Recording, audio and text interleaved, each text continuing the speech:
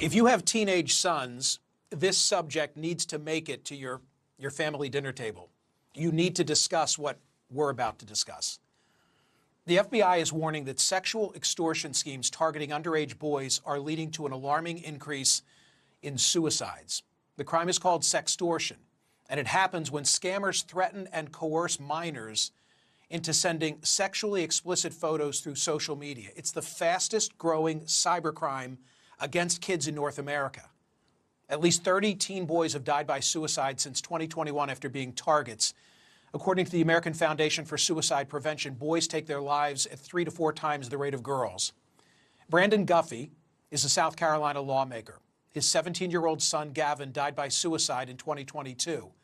Guffey soon after discovered his son had been a victim of sextortion. A scammer on Instagram, posing as a teenage girl, began chatting with Gavin and persuading him to send nude photos. The sextortion began almost immediately after photos were sent. Scammers threatened to publish them if Gavin did not send money.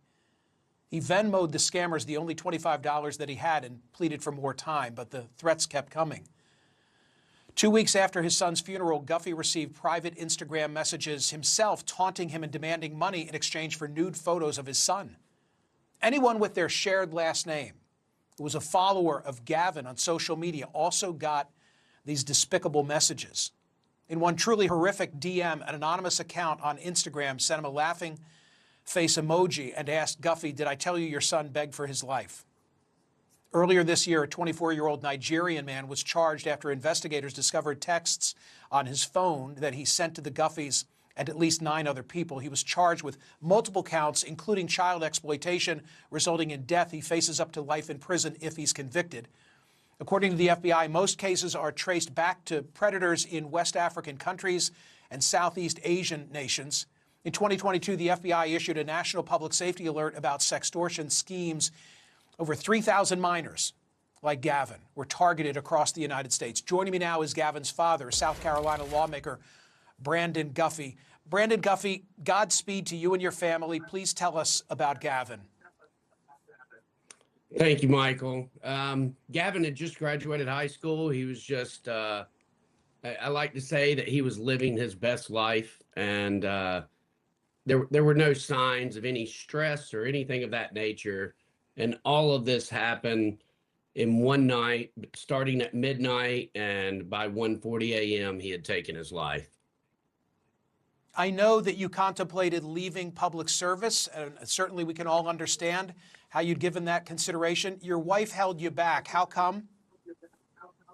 Well, whenever Gavin took his life, my focus, your entire priorities change. I guess is the best way to state it. And, I wanted to walk away and I figure out what to do in my life. And my wife said, absolutely not. You're one of the few people that can get in and make a difference and go and stop this from happening to the next Gavin.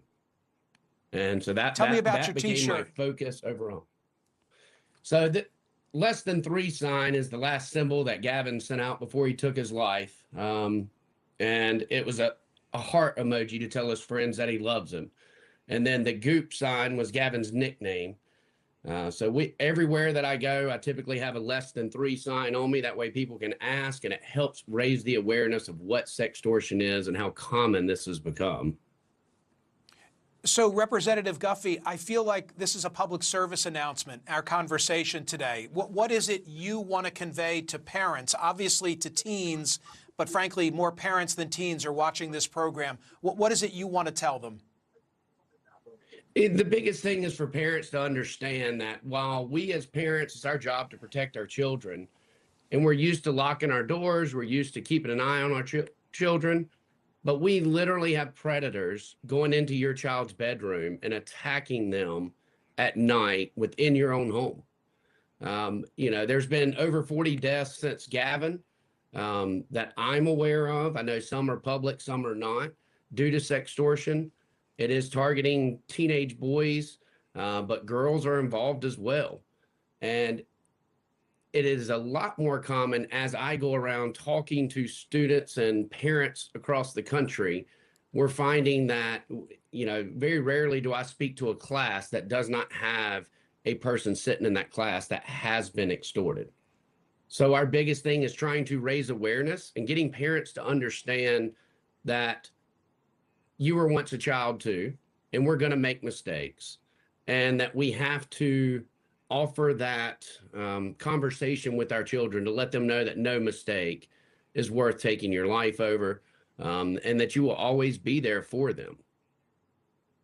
And it's a twofold message, right? I mean, of course, we're going to say, don't share the images, followed by, in the same way that we used to tell ours when they were younger, don't drink.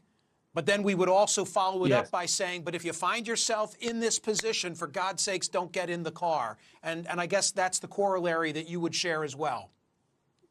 That is a perfect example, Michael, of the way the conversation needs to happen with our children. Because it's very easy for us to say, don't send images.